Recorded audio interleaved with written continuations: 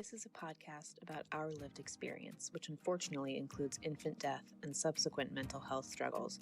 Please take good care of yourself and only listen if this content feels safe for you right now. We'll still be here when you're ready. Hi, I'm Judith. And I'm Alina. We are internet friends turned real-life friends who both experienced the tragic loss of our sons to sudden infant death syndrome in winter of 2021. In the year after Aiden died, my husband and I both became unemployed. My parents divorced, and we had to move 5 times for various reasons. And as for me, just a few weeks before my son Quinn died, my then husband had come out to me as a transgender woman and were subsequently divorcing. It's been a lot. It's been a lot. But as long as we're living, we will love our sons deeply and work to make sure that we live a life that makes them proud. Welcome to As Long As I'm Living podcast. We're so glad you're here. Everybody, welcome to As Long As I'm Living. Going forward in this episode, we are continuing our interview with Dr. Goldstein that we started last week. If you did not hear last week's episode with Dr. Goldstein about SIDS, I will link that in the description. This episode is about parental bereavement, and we are also going to ask him at the end some listener questions that you asked us on Instagram. Without further ado, here comes Dr. Goldstein. I'll just get into my grief work because it's about, it's really about, it's research on attachment. And most researchers study attachment from the perspective of the child. But I'm interested in it from the perspective of a parent's development and parenting behavior. And the attachment goes 2 ways. So I saw that even when a child dies, the power of the relationship and the attachment must continue. It must continue. It's like it's one of the primal forces that we have in life, and that's how I think about it. Grief is an expression of the parent's attachment. It gets expressed in feelings of ongoing obligation on the importance of preserving their child's place in their world and guaranteeing that their child's life meant something. When the world's, they give you your 2 months and then they move on. So I see this as a very, whatever I find here, I think it's just a sort of high amplitude version of what I think operates in death or not. Mm-hmm. But it says something about the sort of sacred obligation of a parent to their child, right? Yeah. I mean, we can sort of bop around and be happy young parents, but when you bring that baby home from the hospital, or you look at that, when you're going and you're looking at the toes and the fingers, and you get that little feeling in your stomach, like, oh my gosh, this is the greatest responsibility I'm ever going to have. My heart just swells to think about what it's like to try to kind of continue that after the baby's gone. Right. It doesn't just stop just because that child is no longer there. No, it can't at all. And that's really the basis of the kind of work that I'm trying to do in grief. So some of it is just describing how that love transforms from, attention to the very small details of like feeding and pooping and whatever, to having to think about other things, having to deliberately attend to the presence of the child in their life. Mm-hmm. And the world doesn't entirely tolerate that. So you'd asked me about the transitional objects of grief paper. I love that study. Not everybody has read his works. Alina reads your work for fun, and she summarizes them very nicely for me. But some of us, me, only got them secondhand through you and did not Well, I'll let Dr. Goldstein explain his research on attachment objects. Yeah. But I mean, Dr. Goldstein, that Alina did share your articles on our Instagram for people who do like to read like the raw data and whatever. She posted it, so people have access to it. Well, I won't tell the raw data story. I'll tell the story. One of my earliest studies, this is before it wasn't devoted to SIDS, it was just in palliative care, involved going into homes and interviewing parents about what they were remembering from how they were treated. That was what the study was. But I was impressed by first one thing and then another thing. First, every home has kind of a shrine. You know, people don't build a shrine, but the child is not missing from the home. It is deliberately placed there. There are things to remind you and anyone that's in the home that the child is there. Mm-hmm. And one day I was sitting at someone's kitchen table and I was saying, I'm so struck by every home having these really beautiful, they're not over the top, they're very carefully placed and simple and meaningful. And a mother said, and I have a drawer. And I said, well, tell me about your drawer. And she said, I have a drawer of, I think the baby's blanket was there, her favorite onesie that the baby wore, a rattle, a stuffed animal, and she would go to it.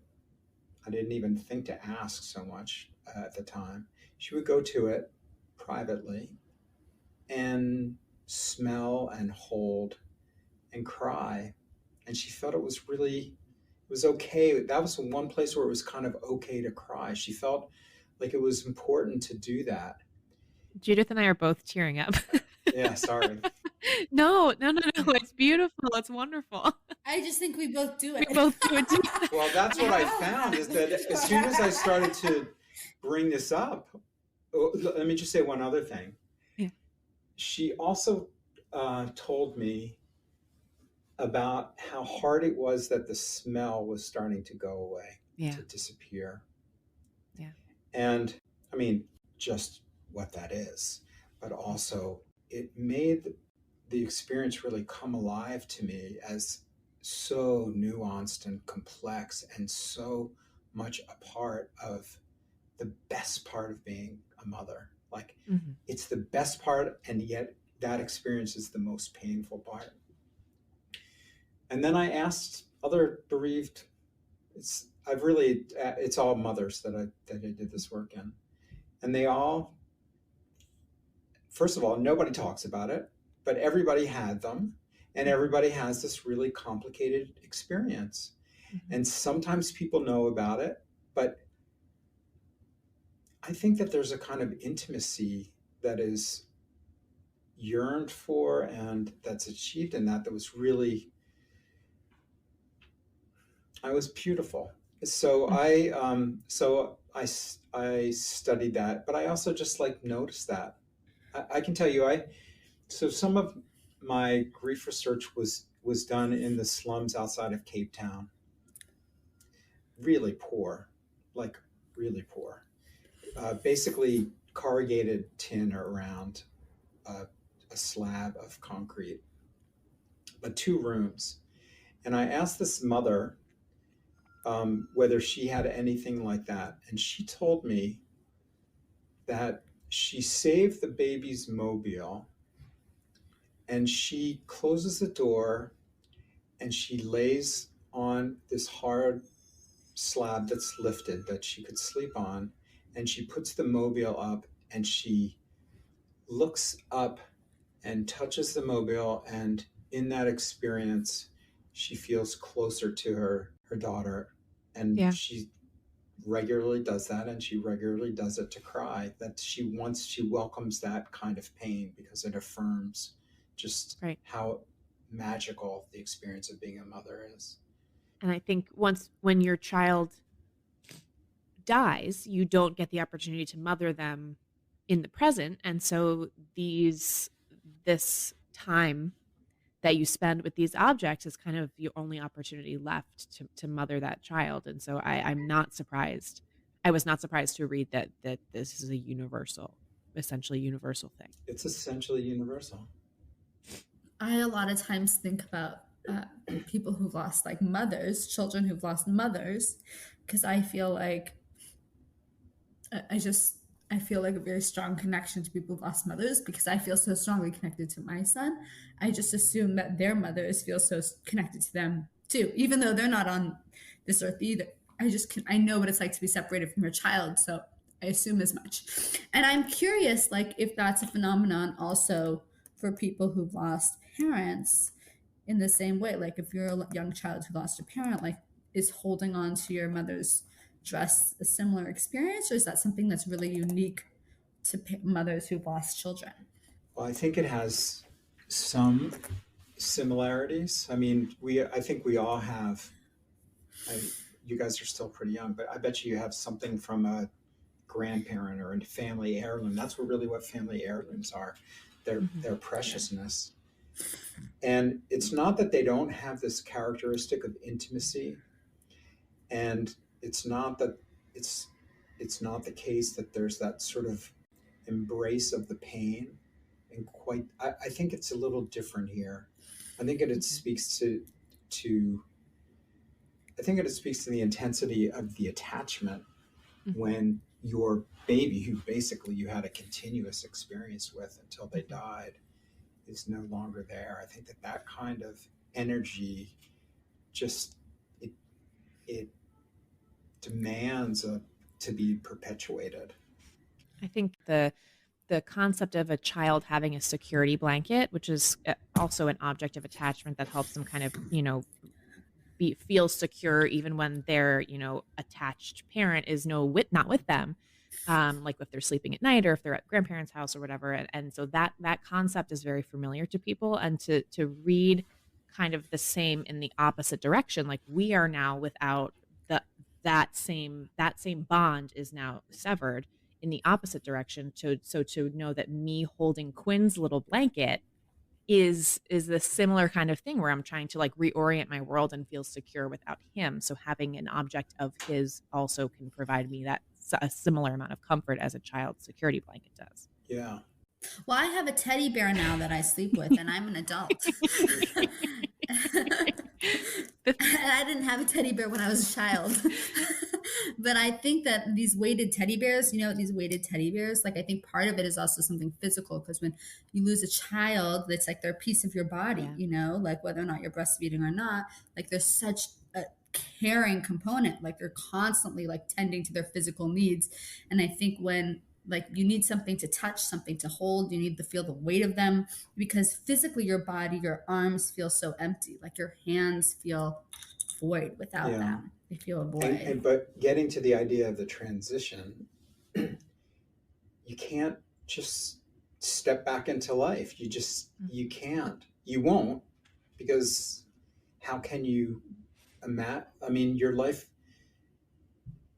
your child is your life, right? That's kind of what people sort of say, having no idea what it might actually mean. But from the moment you feel the first kick, everything changes, and your sense of yourself changes, your future changes, and there's a requirement to honor that emotionally, as well as just in terms of the public presence of your child. And I think a lot of what we're observing in this very private behavior about, some people won't take down the baby's room for years, right? It's just because that transition is incredibly hazardous. Yeah. What about, you mentioned this briefly, I want to go back to it about non-gestational parents. Yes. What do you see as their, I don't know, the how it impacts differences them? Yeah, the differences, the similarities, the impact of the loss on them. Well, I want to be careful, because I think a lot of this is sort of gender roles.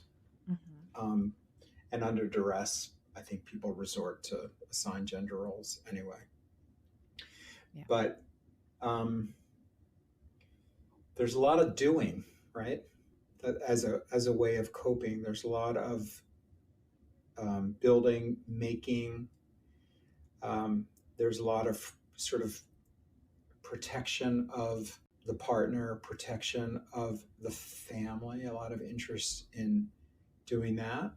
I think that kind of emotional dialogue probably, I don't think you see it as much, but I don't think you see that much.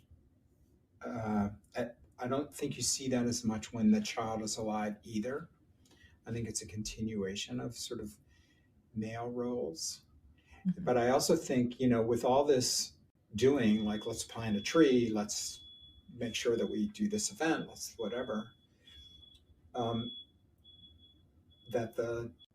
it's often important to remind them that loving is a doing. And because I think if they're not able to really embrace that, then it just feels like pain. It just feels like unanswerable punishment and something that's very difficult to talk about. Mm-hmm. Whereas all this pain that we just said was embraced with these hidden objects, that pain is there for everyone, and they just don't have the same channels to mm-hmm. sort of ennoble them in a way. Mm-hmm. Mm-hmm. I think Alina and I talk about it a lot. We feel grateful that we have one another, because it's helpful to have a partner who is also someone who identifies as a Sid's lost mother, because our energies are in the same way. It just means that I don't look to my husband for the same response. I think that it's hard if you're looking for them to give their love in the same way that you do, because it's impossible, or it's just not likely. I think it's hard. So we have this bereavement program that I feel really good about. But one of the important things that people soon understand when they sit around the table together, or they do it on Zoom, is that, everyone grieves differently, but there is a special tension in a couple when that happens, that somebody is not getting it, or is not doing the work, or is not there for them, or whatever. And I think it's really hard. I think, talk about a high amplitude problem, the feelings are running so high. It is so easy to feel like you're not getting enough, because basically, how could you ever get enough? And people are different, and they have different needs, and they sort of go in and out, and they have their waves. That's our metaphor, but the waves are not necessarily in sync. And I think couples who go for the ride together learn how to give space to each other and acknowledge when they can't be there, because sometimes you just can't be there. But we all do need a buddy in this in the aftermath. Judith and I are buddies for each other. We're buddies. And even Judith's husband would say that. Yeah. Judith and I are. He'd be like, thank God for Alina, because then I don't have to be buddy. But, I was going to say, so many people have reached out to us and said that now through this podcast, we've become their buddies, like that they've been able to get the benefit of a buddy through the podcast, and not necessarily and it eases the pressure of finding someone in person, which is difficult to do. Like, it's difficult to find someone who, you can grieve with. Actually, Alina and I had a question for you about, like, okay, so what comes next? We did 1 year. We're both at the 1 year point. As someone who's been studying grieving parents for a long time, like, what does the next many years look like for us?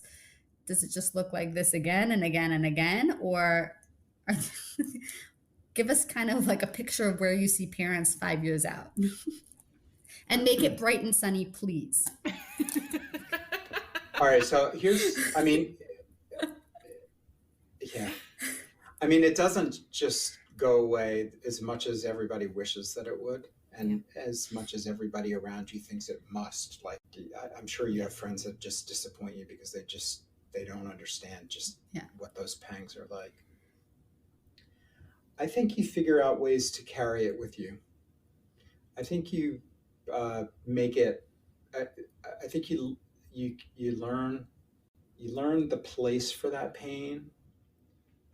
Maybe it doesn't have to crush you all the time. Maybe it doesn't, knock you out of things for 2 weeks every time it does. I think you learn to invest in relationships that help restore the world in a way that that answers what you're going through. I think you find a place for Aiden and Quinn, right? That's a little bit more gracefully in the world, where you don't have to get quite so worked up before you even say their names in a group, that you sort of have a way that can happen, where it's enough, it's that the world, I think part of what you guys are going through is just how disappointing it all is. Like, this happens and the world goes on, right? Yeah. So I think you find a graceful way in with that. And I think if the phrase is tripped up, when it's harder, you don't give yourself a hard time. Mm-hmm. You say, wow, that was surprising, but yeah, I love him so much, and that's an okay thing, right? Yeah. Alina and I like to say, like, our grief is louder today. We're having it's a little loud today. I think if I can even just say, like, just for us personally, I would say in the last 2 to 3 months, Judith, I think both of us have noticed we're getting better at being like, okay, yes, it's loud today.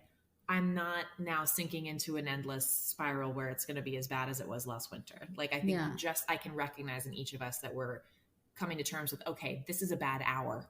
Yes. A bad hour. This is a bad couple of minutes. Yeah. Which is a relief. Right. Which shows that we're integrating it into our lives. Like Dr. Goldstein said, like, we're just integrating it. Yeah, integrating it. But, in some ways, like the Greek gods up there just like waiting to like set you up and let you have it with some wrathful thing. You just know that that kind of makes sense, right? It's coming back. Okay, so we do not have a lot of time left, and we have a couple of questions. These came from our listeners, although we're also interested in them as well. So if we can just kind of maybe go through them. We'll rapid fire. Relatively quickly. So first of all, are there any tests that you believe are relevant to prevent SIDS that are not currently part of the standard of care? I think we kind of touched on this earlier with the series. Yeah, I think we did too. I have hopes, but I don't, not really. Nothing. Like maybe we'll find genes that are really important. Maybe we'll find a serotonin test, but we don't have it. Do you think like babies should have an echo when they're born? Do you think like, would that be to see if there's a heart thing or brain scans or something like that, to see if there's seizures or no? I don't think that the technology's there. Okay. Yeah. It really isn't. Okay. By the way, metabolic things are like 2% of SIDS. Mm-hmm. Cardiac is thought to be like 4%. Cardiac arrhythmias are 4%. So that still leaves an awful lot that's not there. Yeah. What do you think of infant health monitors like the Owlet and the Snuza and or like the Snoo? Both of us are like, we got to get a Snoo. Yeah. Do they help at all? Does it help prevent SIDS, or is it just for parents' peace of mind?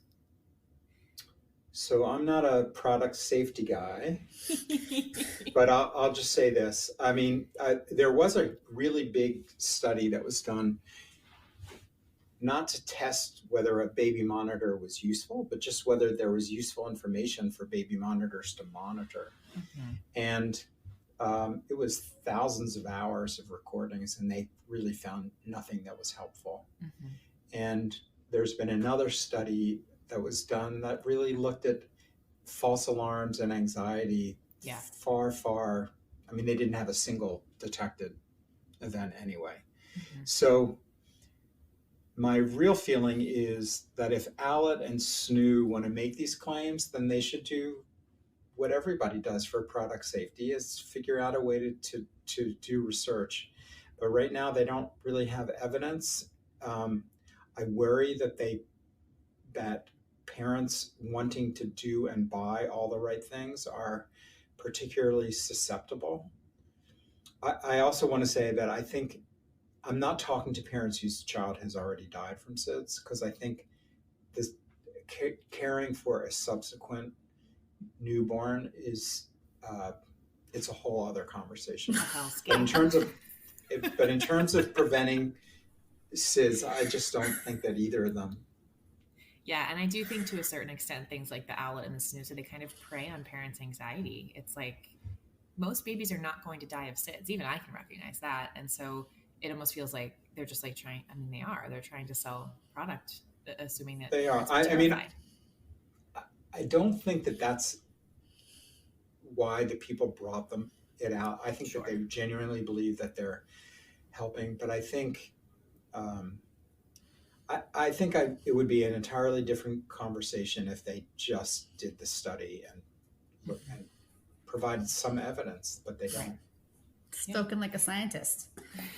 Yeah, you know, man.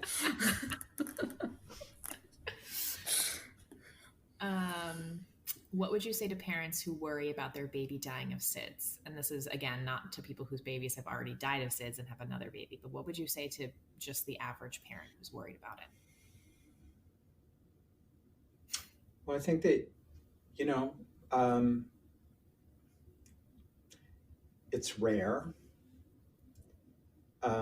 You should do everything you can to make the sleep environment as safe. You should think about higher risk things and try to avoid them as much as you can. And then I think you just should love your baby the best way you can. I mean, I think that that's as good as you can do. I remember when I had my meeting with Dr. Goldstein, like the intake meeting or whatever it was. And I asked you like a million times. I was like, well, do you think it was this? Do you think it was that? Do you think it was this? Like I had like all these really wacky theories about like that made no sense. And Dr. Goldstein, like at some point said, Judith, I think that Aiden was so lucky to have you as a parent because it's clear just how much you love him. And then like, that was your answer, because I think what I was really asking is like, did I do enough? Like, was I a good mom? And the fact that you're able to see through all of our, like, we just want our neuroses. And like, the answer is you love your child. You're going to do the absolute best for them. And we're good parents, even though this thing happened. So I appreciated that answer. And I'm thinking about that as we ask these questions. Like, he's saying the same thing. Like, you're good parents. You love your baby. Yeah, well, SIDS can't be the final answer, right? Yeah. Yeah, but I think some of the things I was thinking was definitely not the answer. So I can acknowledge that. All right, 2 last questions. I'm hoping. So one of them is advice for providers dealing with bereaved parents. Care providers, doctors, physicians, in any context. Or OBs. OBs. Oh my gosh, yeah. Don't forget to say the child's name. Yeah. Don't let the kid disappear from the future of the family. So that's number 1. Number 2 is understand. So I sometimes have providers call me because they want to do it right. I just want to say that's what I love about being a pediatrician, is that pediatricians do stuff like that. They call and they say, I'm devastated by this and I just want to do it right. So remember the name, think about triggers, right? So remember anniversaries, think about your sleep advice. When the baby is delivered, go to the hospital and sit down at the bedside and have a different kind of a conversation. Avoid saying you're just nervous because your you lost a child or something. Just it's like, yes, you're right. Right. That's correct. Right. Because the alternative is to elevate your families to like VIPs who are worthy of special attention, because guess what? The system does not have an explanation.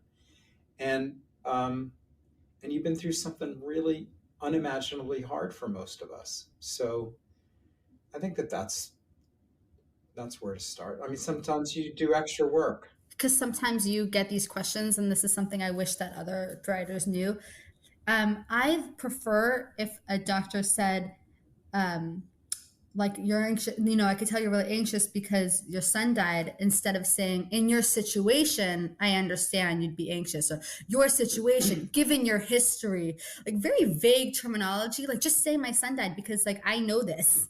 And being vague makes me feel like it's taboo or something to be uncomfortable around.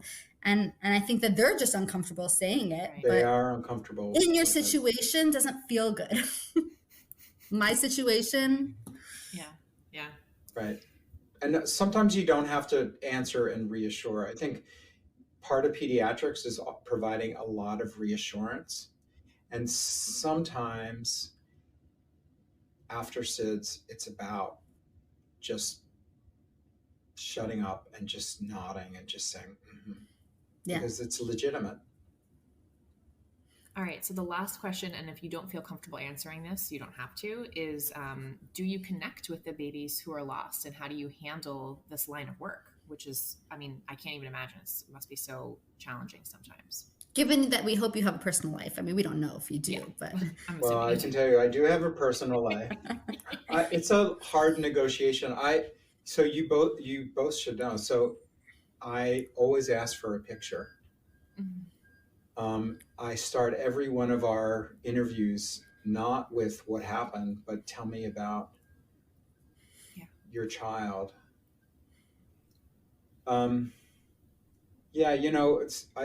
Earlier on we were talking about that I'm the baby's doctor, and I'm sure people are going to listen to this and just roll their eyes and feel weird about it, but I don't know. Before I can advise, I need to understand how the families, what the family dynamics were, but also what this child's magic was. I just want to know that. That's really part of whatever answer I have, because most of the time I don't have a complete answer. Yeah. But I feel, bottom line, I should have a complete affirmation of everything special and wonderful and quirky and maddening about that child, because that's just better care.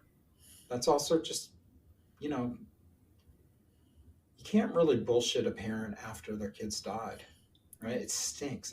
You just sniff it right away. So why should I even do that? Why not just like try to be as open and it's not my vulnerability, but just put it out there, not in an insensitive way, but I feel like for the people that make their way to me, they're asking for a real high standard of truth, and I just want to honor that. Yeah.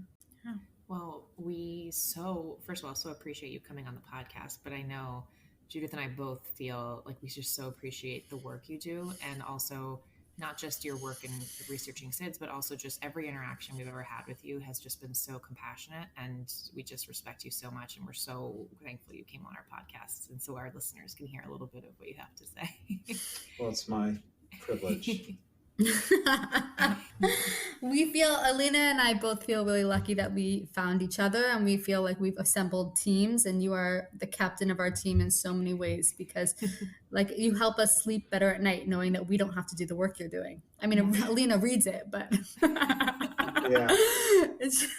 we're just grateful that you're doing the work for us. So thank you so much. And we'll send you this podcast so you can hear it and share it. Why not share it? But we'll send it to you when it's done. We really appreciate it. Okay, everybody. is he not the best? I feel like we learned so much from him just through this interview, and obviously we've learned so much from him throughout, the years since our sons died. We hope you enjoyed this as much as we did. You can reach Dr. Goldstein if you really want to. We'll include his contact information in the description, and of course the links to the program, the Roberts program, and we just so appreciate your support, and we appreciate you guys listening. So bye everybody. To all of our wonderful new friends, we want to hear from you. Email us at aslongasimlivingpodcast@gmail.com and follow us on Instagram at aslongasimlivingpodcast. We'll get back to you as soon as our group brains allow.